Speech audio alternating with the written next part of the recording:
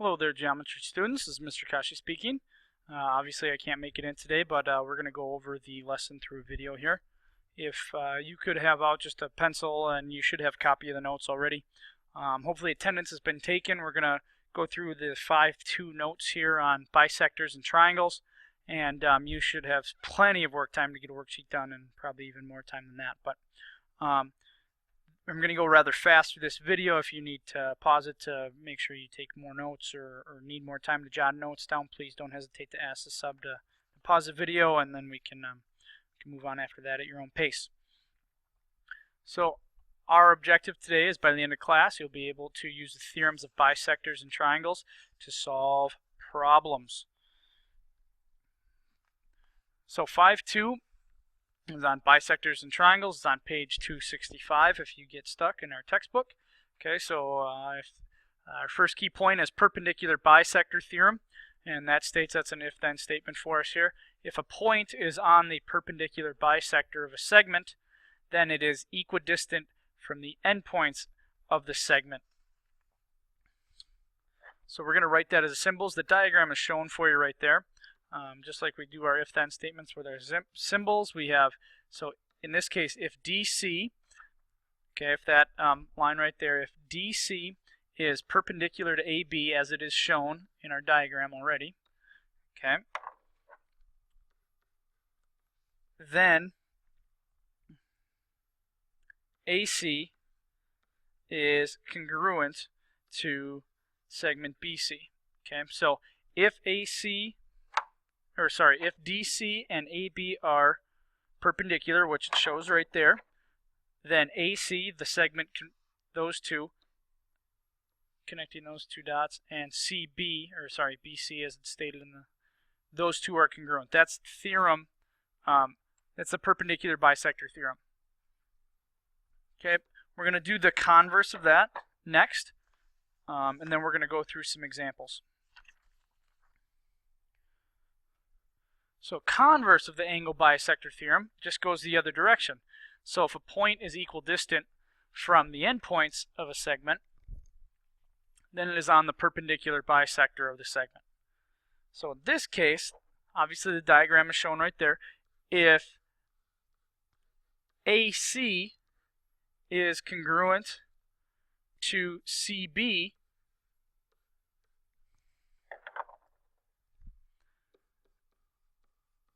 then segment DC is perpendicular to AB.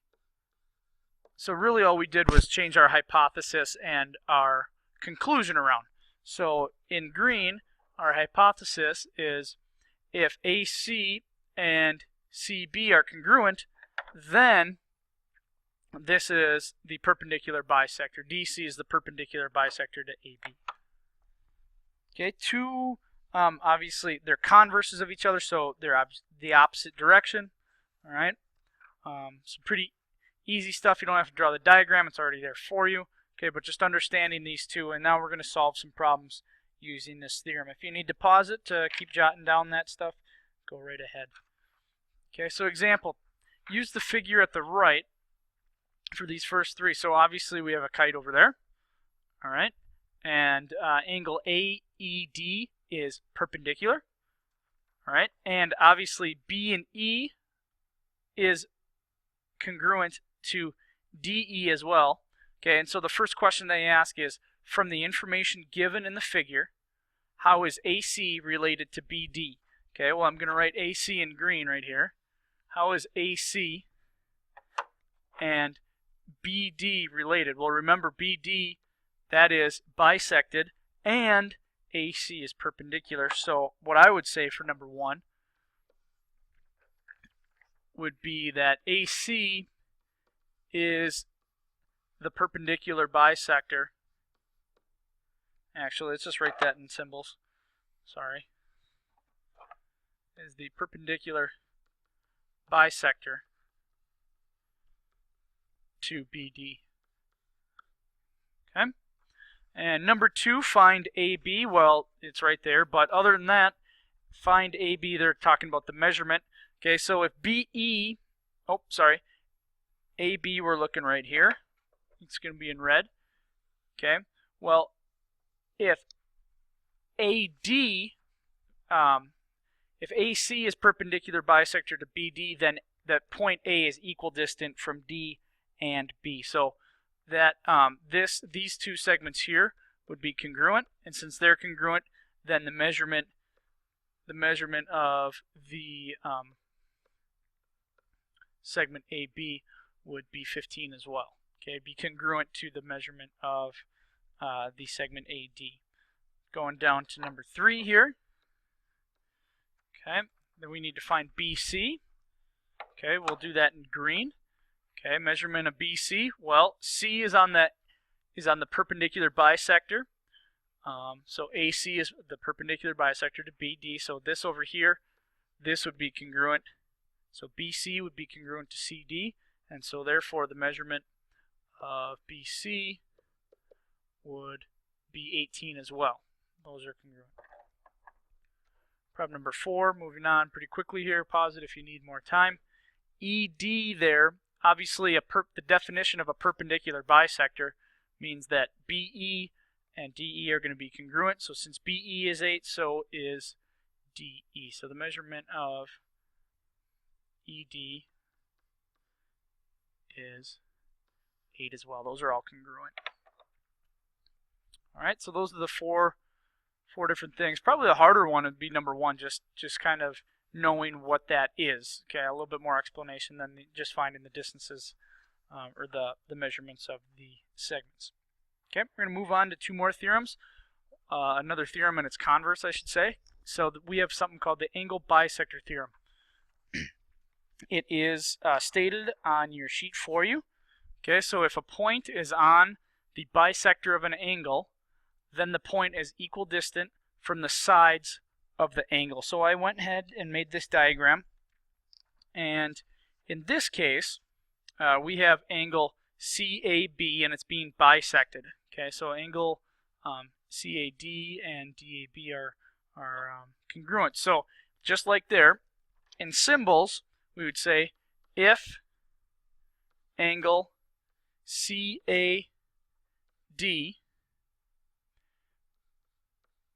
is congruent to angle BAD,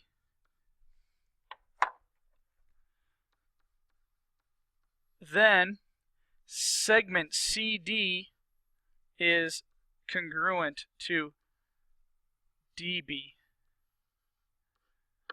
Okay, so just to kind of reiterate over here, if CAD is congruent to BAD,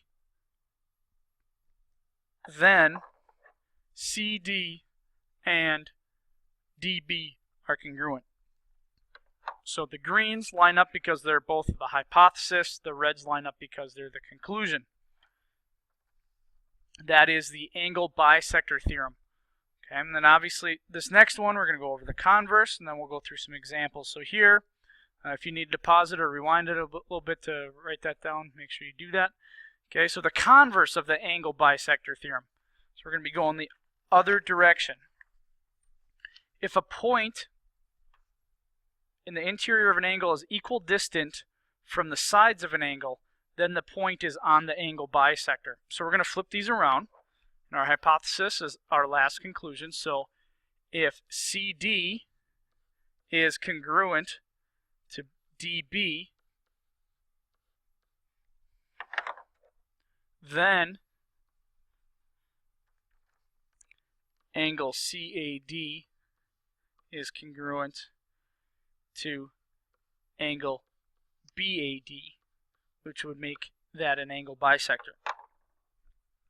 So once again, if CD is congruent to DB, then we know that CAD is congruent to BAD, just like that. So our hypothesis and conclusions just flipped, so we can work either way on that. I'm going to move on to one example, and then we'll give you some work time here. Okay, so what is the length of FD? Okay. In this case, we have a couple of different things going on. So this big angle, ACE, is bisected. It's bisected by segment CF because those two are congruent. Okay, and if those two are congruent, then we know that these two are congruent right there. Okay. Knowing that, we can set those to equal to one another. So we have 5x equals 2x plus 24. Now we can solve for x here. Okay, we're going to subtract 2x on both sides. Okay, on the left-hand side we get 3x equals the 24 comes down. Then we're going to divide by 3 on both sides. X equals 8. Okay, we're not done yet. We need x equals 8, but it's saying the length of FD. Well, now what we have to do is we have to take 8, plug it back into there to get the whole length of FD. So we have 2 times 8 plus 24. 2 times 8 is 16 plus 24. Well, 10 and 20 is 30. 6 and 4 is 10. So really, measurement of FD is 40. Just like that.